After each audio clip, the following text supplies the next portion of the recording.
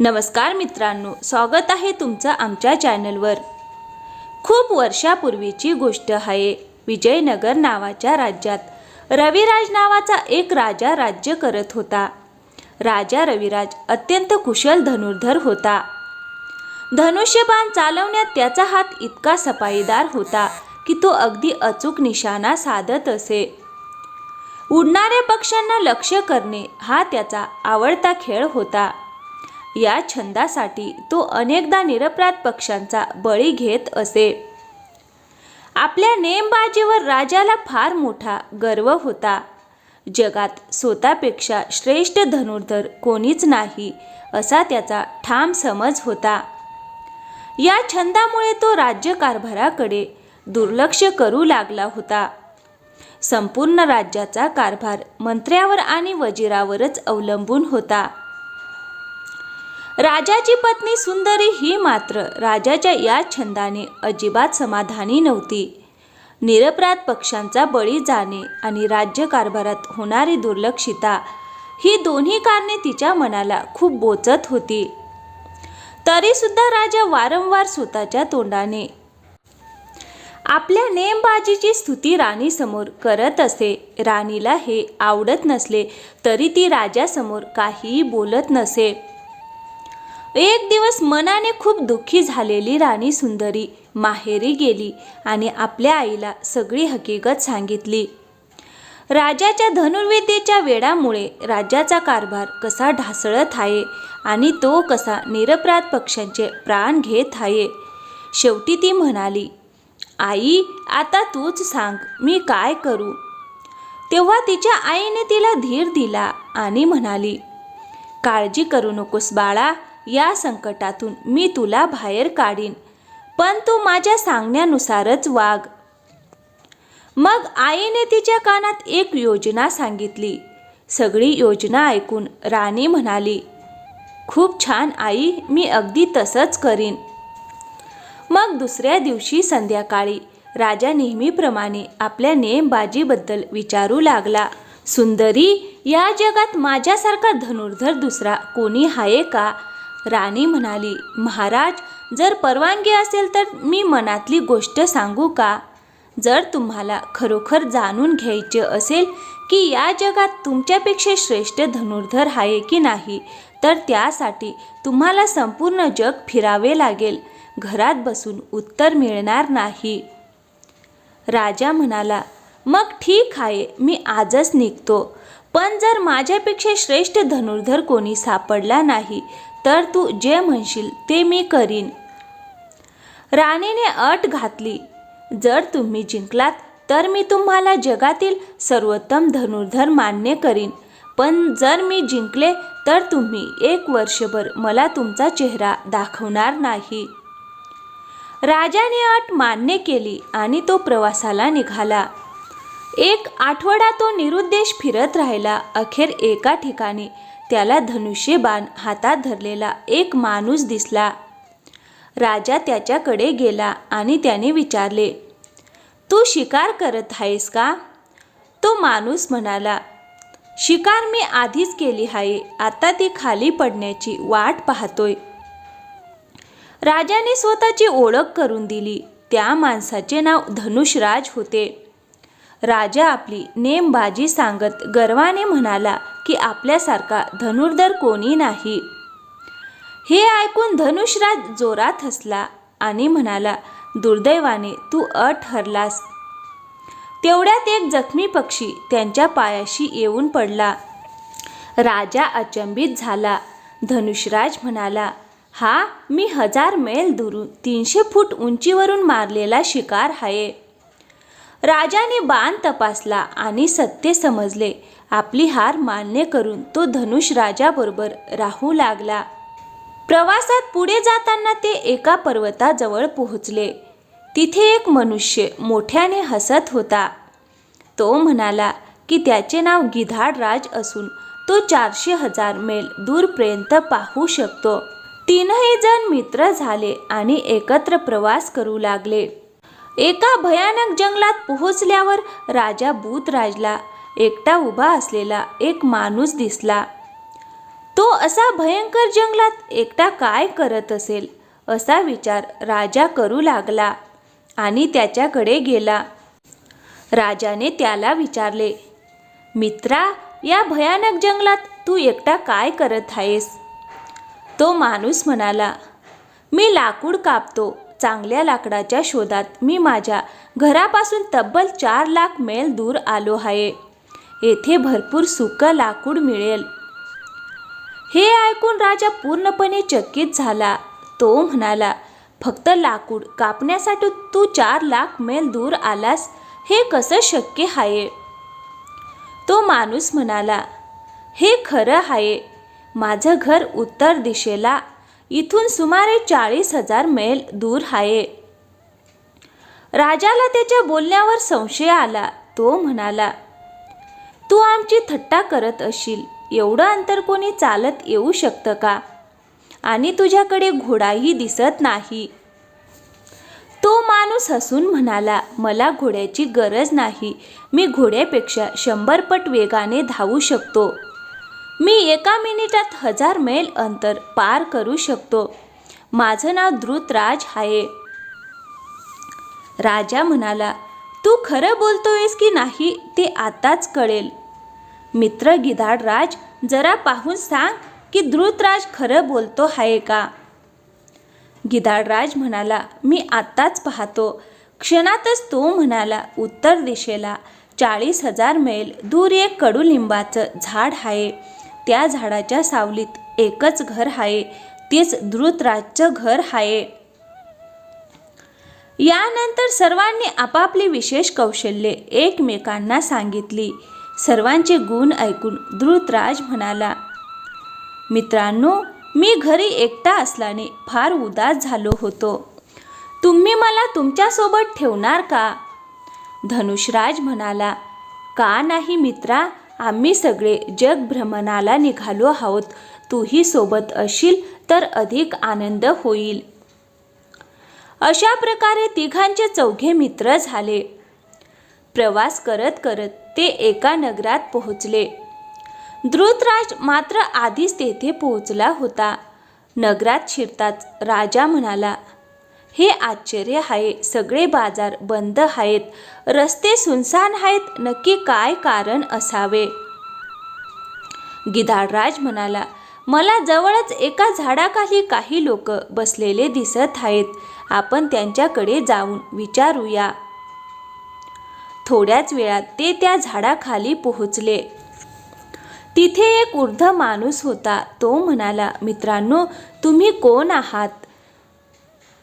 बाबा, आम्ही प्रवासी आहोत. नगरात उदासी दिसली म्हणून कारण विचारायला आलो. तो वृद्ध म्हणाला,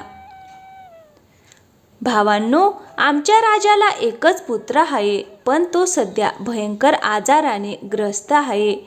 या शहरापासून 2 लाख मैल दूर असलेल्या अमृतझऱ्याचं पाणीच त्याचं औषध आहे. वैद्य म्हणतात की संध्याकाळपर्यंत ते पाणी मिळालं नाही तर राजकुमार वाचणार नाही. आणि राजाने एक अटही ठेवली आहे. जो कोणी ते पाणी आणेल त्याच्याशी राजकन्येचा विवाह केला जाईल आणि अर्ध राज्यही दिलं जाईल. हे ऐकून 4घे मित्र आपापसात सलामसलत करू लागले.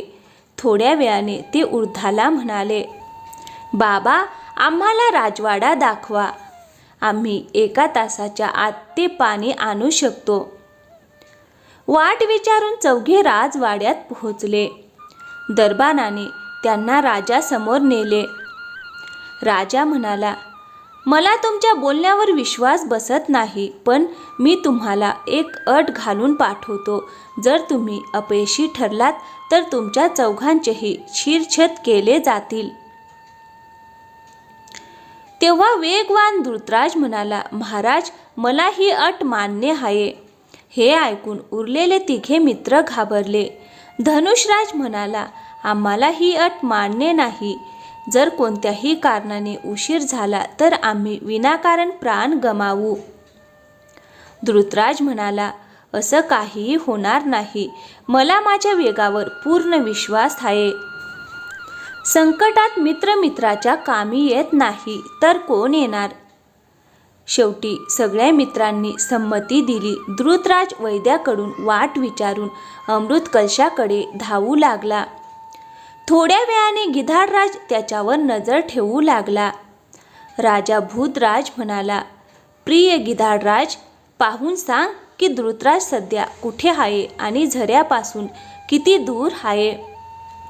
गिधाडराज म्हणाला, तो झऱ्यापर्यंत पोहोचला आहे आणि पाणी भरत आहे. पण अरे देवा, ज्या झाडाखाली तो बसला आहे त्याच झाडावरून एक भयंकर अजगर खाली उतरून त्याच्याकडे येत आहे. हे ऐकताच धनुर्राजाने धनुष्य बाण उचलले आणि म्हणाला, मला त्या अजगराची अचूक जागा सांग, मी हजारो मैल दुरून त्याचा नाश करतो. गिधाडराजाने अचूक स्थान सांगितले. धनुषराजाने बाण सोडला. गिधाडराज म्हणाला, बाण अगदी बरोबर लागला आहे.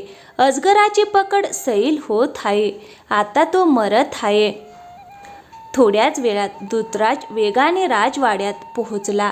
त्याच्या हातात अमृत झऱ्याचं पाणी भरलेला कलश होता. वैद्यांनी ते पाणी राजकुमाराला पाजले. पाणी पिताच राजकुमार म्हणाला, पिताजी, मी आता पूर्णपणे बरा झालो आहे. राजा आनंदाने म्हणाला, आज मी फार आनंदी आहे. आता तुमच्यापैकी एकाशी माझ्या मुलीचा विवाह होईल. पण हा निर्णय तुम्हा चौघांनी मिळून घ्यावा लागेल. तेव्हा राजा बुधराज म्हणाला, महाराज, या विवाहाचा खरा हकदार धृतराज आहे. त्याने स्वतःचा जीव धोक्यात घालून अमृतजल आणले आहे. आम्ही तिघांनी केवळ त्याला मदत केली.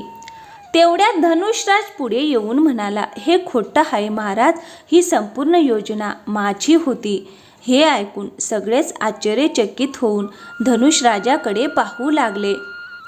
धनुषराज म्हणाला, मी सत्य सांगतो महाराज, जर मी ही योजना आखली नसती तर आम्ही कधीच या राज्यात पोहोचलो नसतो आणि तुमच्या राजवाड्यात चाललेले कारस्थान आम्हाला समजलेही नसते. महाराज, कृपया नीट ऐका. आम्हा तिघांपैकी कुणाकडेही कोणतीही अद्भुत शक्ती नाही. आम्ही तिघेही रंगपुरीतील प्रसिद्ध ठग आहोत. मात्र या ठगगिरीच्या धंद्याला आम्ही पूर्णपणे कंटाळलो होतो. आम्ही सज्जन माणसासारखे सरळ जीवन जगायचे ठरवले होते. त्याचवेळी राजा बुधराज यांच्या पत्नी म्हणजेच राणी सुंदरी यांच्या मातोश्री आमच्याकडे आल्या. त्यांनीच आम्हाला अशी योजना आखण्यास सांगितले की ज्यामुळे महाराज बुधराज यांचा गर्व मोडेल आणि ते निरपराध पक्ष्यांची हत्या करणे थांबवतील. त्यांच्या सांगण्यानुसारच आम्ही वेषांतर करून महाराजांचा पाठलाग करू लागलो. योग्य वेळी मी राजकुमाराच्या आजारावर अमृत झऱ्याचे पाणी हेच औषध असल्याचे कळताच त्या झऱ्याची माहिती मिळवण्यासाठी मी वैद्याच्या घरी गेलो. मी वैद्यांच्या घरी पोहोचलो तेव्हा त्यांनी तुमच्या महामंत्र्याशी चर्चा करताना मला ऐकू आले. मी लपून त्यांचे बोलणे ऐकत होतो. वैद्य महामंत्र्यांना सांगत होते की सूर्यास्तानंतर औषधाच्या नावाखाली ते राजकुमाराला विष देणार आहेत. हे ऐकून महामंत्री आनंदाने म्हणत होते की ते वैद्यांना भरपूर धन देतील. तेव्हा मला लगेच समजले की हे संपूर्ण कारस्थान महामंत्री आणि वैद्य यांनी मिळून रचले आहे. महामंत्री निघून गेल्यानंतर मी वैद्याला एकट्याला पकडले. धाक दाखवून त्यांच्याकडून मी संपूर्ण सत्य उघड करून घेतले. राजकुमाराच्या आजारावरची खरी औषधी मी त्यांच्याकडून मिळवली. त्यानंतरची सर्व कथा तुमच्या समोरच घडली. सत्य हेच होते की अमृत झऱ्याची गोष्ट खोटी होती. राजकुमाराला नगरातील एका विहिरीच्या पाण्यात औषध मिसळून दिले गेले होते. त्यामुळेच तो पूर्णपणे बरा झाला. हे ऐकताच सैनिकांनी तात्काळ महामंत्री आणि वैद्य यांना अटक करून कारागृहात टाकले. राजा म्हणाले, आता या प्रकरणाचा निर्णय राजकन्याच घेईल. राजकन्या आल्यावर ती म्हणाली, मान्य आहे की तुम्ही तिघेही ठग आहात, पण आज तुमच्यामुळेच एका भयंकर कटाचा पर्दाफाश झाला आहे. तुमच्या मनात चांगला माणूस बनण्याची इच्छा आहे, त्यामुळे अटीप्रमाणे मी विवाह दूतराजाशीच करीन. पण तुम्ही राजा बुधराज यांचे गुन्हेगार असल्याने प्रथम त्यांची परवानगी आवश्यक आहे. राजा बुधराज यांचा गर्व आता पूर्णपणे चूरचूर झाला होता. त्यांनी या विवाहास कोणताही विरोध केला नाही. यानंतर राजा बुधराज यांनी धनुषराज आणि गिधाडराज यांना आपले विशेष सल्लागार नेमले आणि सर्वजण परत राजवाड्यात आले. राजवाड्यात परतल्यावर महाराजांना पाहून राणी सुंदरी अत्यंत आनंदी झाली. तेव्हा महाराज म्हणाले, राणी, आता मला उमगले आहे की केवळ छंदासाठी निरपराध पक्ष्यांची हत्या करणे चुकीचे आहे. यापुढे मी धनुर्विद्येचा सराव करीनच, पण राज्यकारभाराकडेही पूर्ण लक्ष देईन आणि कोणत्याही निरपराध पक्षाचा बळी देणार नाही. यानंतर राजा बुधराज आणि राणी सुंदरी यांनी शांत, समाधानकारक आणि सुखी जीवन जगले. तर मित्रांनो, तुम्हाला आजची कथा आवडली असेल तर कृपया चॅनलला सबस्क्राईब करून आम्हाला साथ द्या आणि कमेंटमध्ये राधे राधे लिहायला विसरू नका. तर मित्रांनो, पुन्हा भेटूया पुढच्या कथेमध्ये.